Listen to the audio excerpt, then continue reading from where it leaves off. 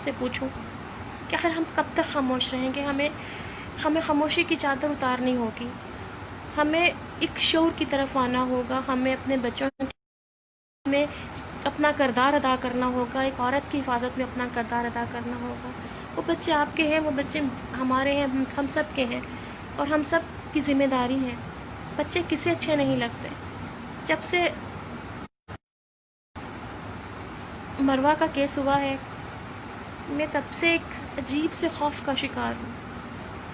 3 سال سے لے کر 80 سال کی مائی اس معاشرے میں محفوظ نہیں ہے، اور ہم لوگوں کی طرح ہوتی انڈیپینڈنٹ موونگ ہے۔ اللہ تعالیٰ ہر کسی کو شر سے محفوظ رکھے، برائی سے محفوظ رکھے، مگر دوستوں پھر کب تک خاموشی؟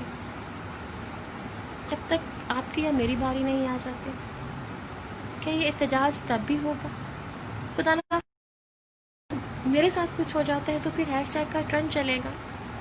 اس سے پہلے کہ یہ آگ ہمارے گھروں تک آئے ہم سب مل کر اس کے خلاف اٹھیں، ہم اس کے خلاف بات کریں۔ جنسی جرم، اس پر بات کرنا ضروری ہو گیا ہے۔ اپنے بچوں کو سیکس کے بارے میں بتانا ضروری ہو گیا ہے۔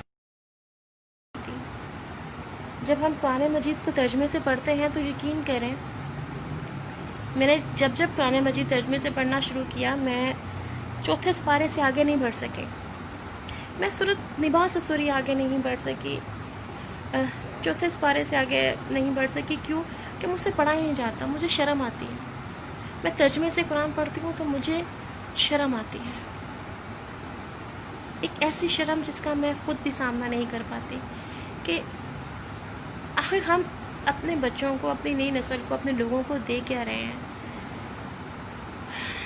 ایک پینفل فیکٹس ہیں اور بہت زیادہ دردناک سچائیاں ہیں، اور ان سچائیوں پر بات کرنا، ان سچائیوں کو لکھنا بہت ضروری ہو گیا۔ مجھے اب سیاستدان زہر لگتے ہیں، چاہے وہ عمران خان ہو، چاہے وہ نواز شریف ہو، زرداری ہو، کوئی بھی ہو، یہ سب لوگ مجھے اب زہر لگتے ہیں، کیونکہ ان کے پیچھے لگ کر ہم ان کی خاطر تو سڑکوں پر نکلتے ہیں۔ کسی بچے کے تحفظ کے لیے سڑک پر نکلے؟ نہیں نکلے، اور نہ ہی نکلیں گے، کیونکہ کون سا ہمارا بچہ ہے کہ ہم سڑک پر کھڑے ہو کر احتجاج کریں؟ ہم سب مجرم ہیں، کیونکہ ہم صرف اور صرف اپنی وال پر بیٹھیں گے۔ میری اپنے دوستوں سے، اپنے پڑھنے والوں سے، دیکھنے والوں سے صرف ایک ریکویسٹ ہے، میں نے پچھلی دفعہ بھی کی تھی، کہ آپ سب لوگ ایک تحریک شروع کریں اپنے ارد گرد بھی، اپنی والز پر بھی، کہ آئیں بچوں اور عورتوں کو تحفظ فراہم کریں۔ میں اپنے گھر سے باہر نکلتی ہوں، یا میں اپنے کسی میل فرینڈ سے بھی ملتی ہوں، اس کے ساتھ لنچ کرتی ہوں یا کہیں ہوتی ہوں، تو یقین مانیں مجھے یہ یقین ہوتا ہے کہ ہاں میں ایک اچھے انسان کے ساتھ ہوں، میں ایک ایسے شخص کے ساتھ ہوں جو مجھے ایک عزت اور احترام دے رہا ہے، اور الحمد کبھی بھی اپنے دوستوں کو کسی بھی قسم کی کوئی ایسی شکایت کا سامنا ہی نہیں کرنا پڑا۔ جن سے کبھی ہوا ان سے میں کبھی دوبارہ زندگی میں ملی بھی نہیں، لیکن یہ ضرور ہے کہ جتنی حد میں آپ خود رکھتے ہیں اتنی حد میں آپ اپنے دوستوں کو بھی رکھتے ہیں۔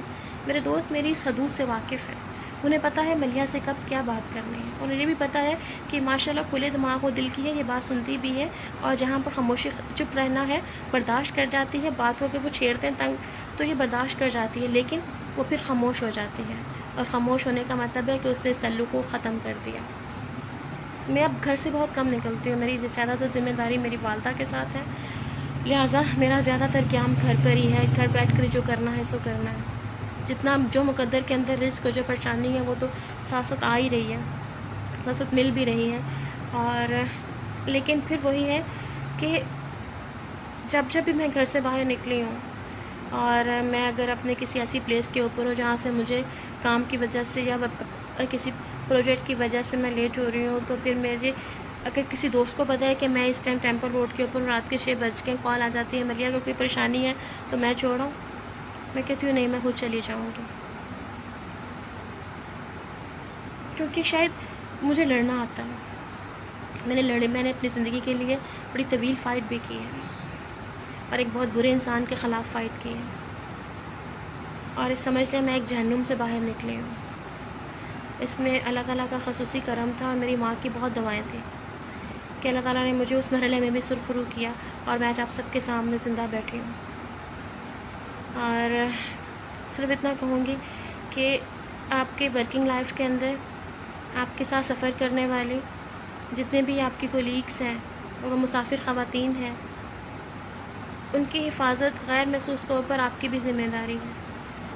اللہ تعالیٰ نے کمزور پر آپ کو ایک اگر ترجیح دے رہی ہے تو آپ کا فرض ہے کہ آپ اپنے اس کمزور ہم سفر کو، کمزور ساتھی کو، کمزور قریب کو تحفظ فراہم کریں، اس سے خبردار کریں۔ مجھے یاد ہے ہم لوگ وقت ٹی وی میں تھے کہ ہمارے کولیگ تھے، وہ بڑے فسادی قسم کے تھے، لیکن میں ان پہ ٹرسٹ کرتی تھی، ان کو ایز اے استاد بڑے بھائی کے طور پر عزت دیتی تھی۔ تو ان کا ایک اسکینڈل سامنے آیا تو مجھے میرے کولیگ نے کہا ملی ہمیں تو پہلے دن سے پتا تھا کہ وہ شخص ایسا ہے۔ میں نے کہا لعنت ہے تم لوگوں پر، جس شخص کو پہلے دن سے کریکٹر کا پتہ ہے وہ مجھے نہیں بتا رہا ہے کہ ملیہ وہ ایسا ہے۔ تو میں اگر کسی کے بارے میں مجھے پتہ چلتا ہے کہ کوئی شخص ایک غلط انسان پر اعتبار کر رہا ہے تو میری کوشش ہوتی ہے کہ نقصان اٹھانے کے بعد جو میں نے کہنا ہے سانو تے پتہ سی، تو میری کوشش ہوتی ہے کہ میں پہلے بتا دوں کہ یار وہ شخص ایسا ہے، اس کا یہ ایٹیچیوڈ ہے اور یہ ڈیلنگ ہے، اس حد تک مجھے پتہ ہے۔ باقی آپ ذرا تھوڑی سی، کیونکہ میں نے ایک مرتبہ اپنی زندگی میں تحقیق نہیں کی اور نقصان اٹھایا، لہٰذا اب تو میں بہت زیادہ کانشیس ہوں۔ اور باقی پھر وہی بات کروں گی کہ ہم سب کو لڑنا ہوگا اپنی بقا کے لیے۔ یہ کسی ایک آدھ بچے کی کہانی نہیں ہے، یہ ہر گھر کی کہانی ہے۔ اور دوسری بات یہ ہے کہ میری ماؤں سے ذاتی طور پر درخواست ہے کہ اپنی 2 سے 4-5 سال کی بچی کو 10 روپے کا نوٹ دے کر گلی کی نکڑ تک نہ بھیجا کریں کہ جا بچے جا کے چپس لے آ، جا کے دہی لے آؤ، گلی سے ساتھ والی گلی سے۔ میں نے اکثر دیکھا اپنے ہاتھ سے گزرتے ہوئے بھی، بچیاں آ رہی ہیں، میری فرینڈ کی بیٹی آ جاتی ہے اور میں خود اسے چھوڑنے پہ جاتی ہوں، ساتھ اپنی فرینڈ سے لڑ کر آتی ہوں کہ پنکی کچھ خوف خدا کر، گلی خالی تھی اور یہ خود آ گئی ہے۔ تو یہ میری ذمہ داری ہو جاتی ہے کہ اگر بچے میرے پاس آ جاتے ہیں ملیہ خالہ کی طرف جانا ہے تو پھر میں کہتی ہوں یار اگر مجھے کال کر دیا کرو، میں تم لوگوں کے پاس آ جاؤں گی، پلیز تم لوگ میرے پاس نہ آؤ، اگر آنا تو مما ساتھ آؤ۔ تو آپ کو ذمہ داری اٹھانا پڑتی ہے، جہاں پر محبت ہوتی ہے، جہاں پر آپ کے اندر ایک احساس شعور ہوتا ہے، وہاں پر آپ اٹھانا پڑتی ہے اور آپ کو ذمہ داری نہیں چاہیے۔ میری کیونکہ میں اس ایشو پر تھوڑا بہت آج کل پھر سے لکھنے کی طرف آئی ہوں، تو میرا پہلا فیچر اسی ایشو کے اوپر ہے۔ تو جن دوستوں سے بات ہو رہی ہے، جن سائیکیٹرسٹ سے بات ہو رہی ہے، ہر شخص یہ کہہ رہا ہے کہ ملیہ سمجھ میں نہیں آ رہا، ہمیں خوف کا شکار ہے۔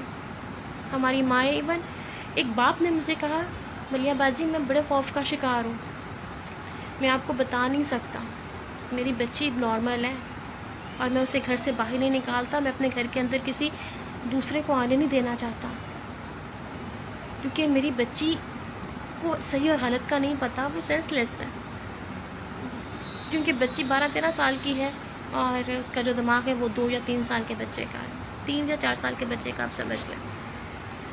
تو جہاں پر ایک باپ بھی خوف کا شکار ہو جائے، یعنی خوف آپ سے لڑنے کی صلاحیت چھین لیتا ہے۔ یہ بات ذہن میں رکھیں کہ خوف لڑنے کی صلاحیت چھین لیتا ہے، لہٰذا سب سے پہلے اپنے اندر ایک خوف کو ختم کریں اور اپنا کردار ادا کریں۔ اسی ایشو پر انشاءاللہ تعالی میرا ویڈیو بلاگ بھی آئے گا اور میرا فیچر بھی آئے گا۔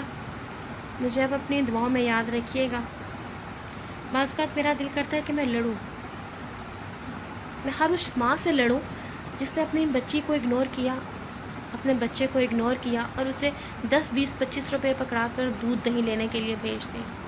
میں اس باپ سے لڑوں کہ تم بیٹھے سگریٹ پی رہے تھے اور ادھر تمہاری بیٹی کی عزت کے ساتھ کھلواڑ کیا جا رہا تھا، تمہاری بیٹی کی معصومیت لوٹی جا رہی تھی۔ میں ہر اس ماں کو پکڑ کر نوچوں، چپیڑے ماروں کہ عورت ٹی وی نہ دیکھتی، خود چلی جاتی۔ کاش میرے اختیار میں ایسا ہوتا۔ مجھے آپ سب کی دعاؤں کی بہت ضرورت ہے۔